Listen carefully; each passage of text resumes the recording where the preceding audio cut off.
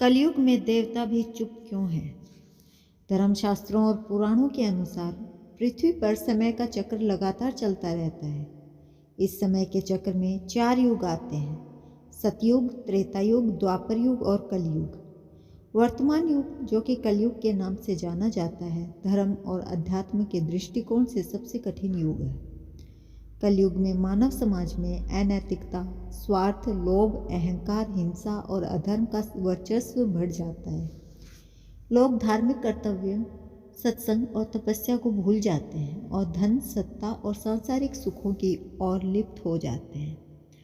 इस युग में केवल नाम मात्र का धर्म बचा रहता है और कई लोग केवल दिखावे के लिए पूजा अर्चना करते हैं, जबकि उनका हृदय अधर्म और असत्य की ओर झुका होता है। भविष्य मलिका में यह वर्णित है कि कलयुग के अंतिम समय में पृथ्वी पर जीवन अत्यंत कठिन और संघर्षपूर्ण होगा। सामाजिक व्यवस्था पूरी तरह से ध्वस्त हो जाएगी। लोग परिवार, संतान और मित्रता के रिश्तों में विश्वास खो देंगे। प्राकृतिक आपदाएं, युद्ध और रोग फैलेंगे, जिससे जीवन की गुणवत्ता घट जाएगी। इस समय केवल वही लोग जीवित रह पाएंगे जो धर्म और सत्य के मार्ग पर अडिग रहेंगे। इस युग की कठिनाइयों के बीच भगवान कल्कि का अवतार होगा। भगवान कल्कि को भगवान विष्णु का अंतिम अवतार माना गया है, जो कलयुग के अंत में जन्म लेंगे और अधर्म का नाश करके धरती पर धर्म और न्याय की स्थापना करेंगे। भगवान कल्कि का जन्म उस समय होगा जब पृथ्वी पर अराजकता चरम पर होगी। उनकी विशेषता यह होगी कि वे केवल न्याय और धर्म के लिए लड़ेंगे, न कि व्यक्तिगत लाभ के लिए। भविष्य मलिका में बताया गया कि कल्कि का वाहन एक सफ़ेद अश्व होगा, जो अत्यंत तीव्र गति से चलता है। उनका स्वरूप दिव्य और भव्य होगा। उनकी दृष्टि में केवल सत्य और धर्म का ही प्रभाव होगा। भगवान कल्कि के आगमन से धरती पर अशांति का अंत होगा और धर्म का पुनः उदय होगा। कल्कि अवतार के बाद केवल धर्मपरायण लोग उनके पास आश्रय पाएंगे।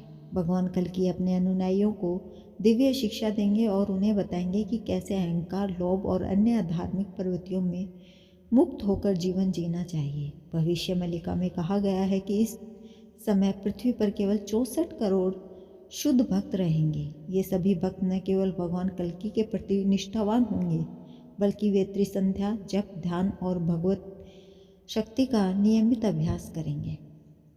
सतयुग की स्थापना के साथ ही पृथ्वी पर एक दिव्य और आनंदमय वातावरण उत्पन्न होगा। इस समय प्रत्येक जीव को सुख, शांति और स्वास्थ्य की प्राप्ति होगी। वृद्ध लोग भी युवावस्था का आनंद प्राप्त करेंगे और रोग, पीड़ा और दुख का नामो निशान नहीं रहेगा। माता महालक्ष्मी और भगवान विष्णु सहित अन्य देवता भी पृथ्वी पर आएंगे और भक्तों को आशीर्वाद देंगे। इस युग में लोग न केवल भौतिक सुखों में समृद्ध होंगे, बल्कि उनके हृदय में प्रेम, करुणा, दया और क्षमा का भाव प्रबल होगा। भविष्य मलिका में यह भी वर्णित है कि सतयुग में मनुष्य, पशु और प्रकृति सभी के बीच संतुलन और सद्भाव रहेगा।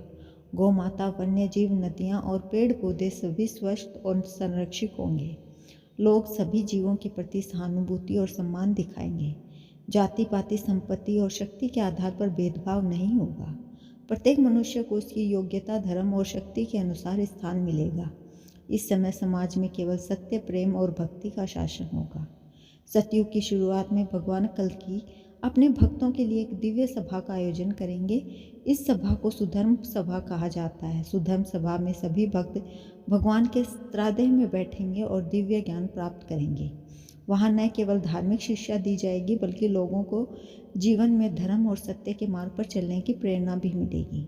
भविष्य मलिका में कहा गया है कि इस समय लोग न केवल शारीरिक रूप से स्वस्थ होंगे, बल्कि मानसिक और आध्यात्मिक रूप से भी प्रबुद्ध होंगे। उनके हृदय में केवल प्रेम, भक्ति का भाव होगा। सतयुग में भगवान कल्कि अपने भक्तों को वैष्णव कला प्रदान करेंगे। यह कला लोगों को अपने जीवन में धर्म, भक्ति और नैतिकता के मार्ग पर चलने में मदद करेगी। इसके माध्यम से लोग अपने जीवन के कष्टों और दुखों से मुक्त हो जाएंगे।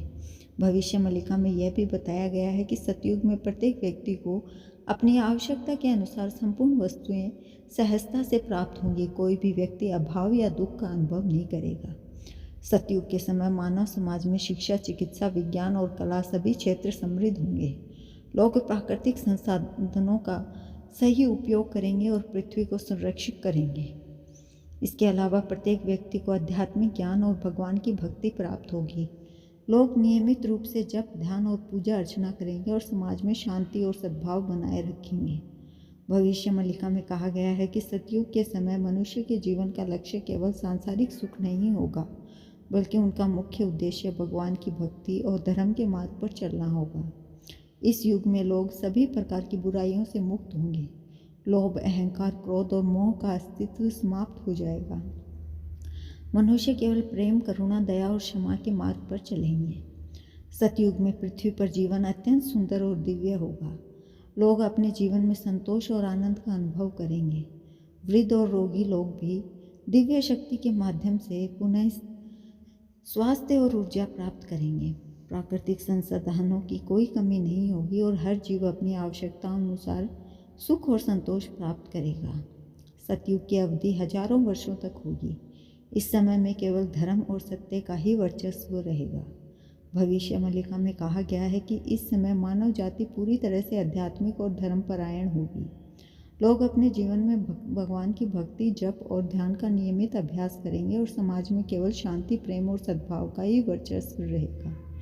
इस प्रकार भविष्य मल्लिका हमें यह स्पष्ट संदेश देती है कि कलयुग के अंत के बाद धर्म और सत्य का उदय होगा। भगवान कल्कि का अवतार धरती पर आएगा और अधर्म का नाश करेगा। सतयुग में जीवन शांतिपूर्ण और आनंदमय होगा। लोग प्रेम, भक्ति के मार्ग पर चलेंगे और समाज में कोई भी हिंसा, अत्याचार या अधर्म का वर्चस्व नहीं रहेगा।